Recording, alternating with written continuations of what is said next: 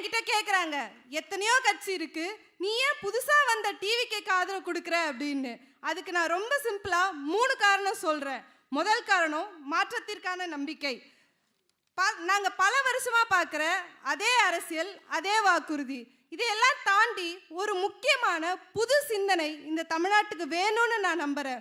நம்ம தளபதி சொல்ற பிறப்புக்கும் எல்லா உயிர்க்கும் அப்படிங்கிற அடிப்படை கோட்பாடு ஒரு பெண்ணா எனக்கு பெரிய நம்பிக்கையை கொடுக்குது.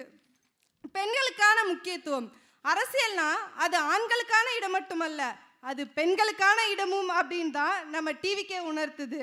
அடிமட்ட தொண்டர்களான எங்களுக்கும் எங்களை மதித்து இந்த பொசிஷனை கொடுத்துருக்கு அப்படின்னா அது டிவிக்கே தான். கல்வி, பாதுகாப்பு, சுயமரியாதை, இந்த 3த்துலேயும் தமிழக வெற்றி கழகம் மேற்கொள்ளக்கூடிய அனைத்து நடவடிக்கையும் தமிழ்நாட்டு பெண்களின் வாழ்வாதாரத்தை உயர்த்தும்னு நான் உறுதியாக நம்புகிறேன்.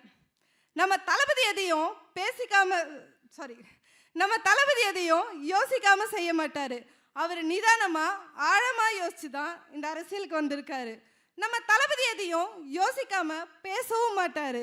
அவர் பேசினா இந்த உலகமே அவர் யோசிக்க வைப்பார்.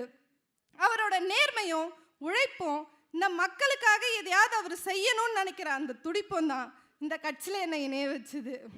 இது வெறும் ரசிகர் கூட்டம் இல்லைங்க, அதையும் தாண்டி பொறுப்புள்ள அரசியல் கூட்டமாக மாறி இருக்கிறத பார்க்கும்போது எனக்கு பெருமையாகவும் சந்தோஷமாகவும் இருக்குது.